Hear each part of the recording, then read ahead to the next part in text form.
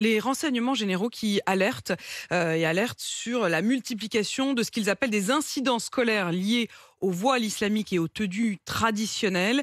Ils disent être confrontés à des cas de jeunes au collège ou au lycée qui refusent d'enlever des tenues traditionnelles qui peuvent être ce qu'on appelle des abayas ou des djellabas ou des camis, c'est-à-dire des tenues très couvrantes. Ils disent aussi être confrontés au cas de jeunes filles qui refusent d'enlever leur voile en entrant dans l'établissement. Maud Valéjas, qu'est-ce qu'il faut faire face à ça? Est-ce qu'il faut se dire c'est anecdotique, on n'y fait rien, ou est-ce qu'il faut appliquer la loi coûte que coûte, c'est-à-dire leur demander d'enlever ces tenues en entrant dans les collèges et lycées? Bah, écoutez, je pense que ces 2 propositions ne s'opposent pas. D'abord, effectivement, les chiffres sont très, très faibles.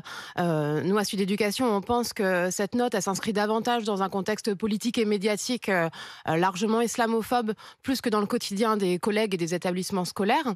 Et ensuite, effectivement, lorsqu'il y a, des incidents qui peuvent, porter atteinte au principe de laïcité, il est très important en tant que fonctionnaire, que personnel du service public d'éducation, d'ouvrir un dialogue avec les familles, avec les élèves et de rentrer dans notre rôle éducatif qui est celui de l'école.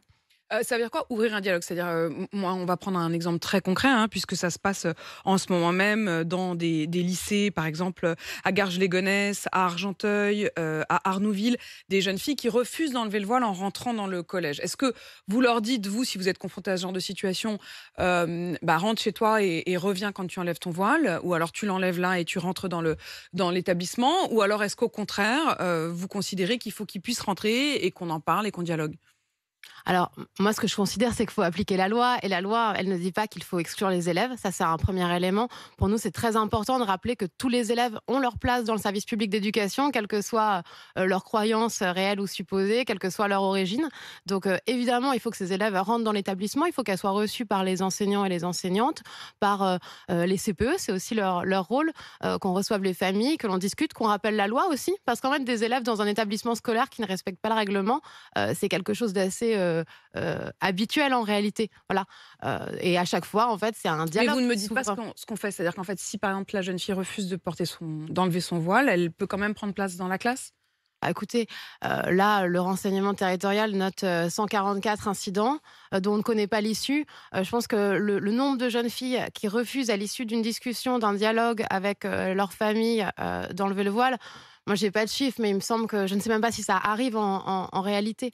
Voilà, et je pense que le dialogue, il se fait pas en une journée, effectivement. C'est un dialogue qui peut durer un moment. C'est ce que préconise la loi, hein, par ailleurs, et l'éducation nationale. Donc, il faut se donner toutes les chances pour que ces élèves puissent continuer à être dans le service public d'éducation tout en respectant le principe de laïcité.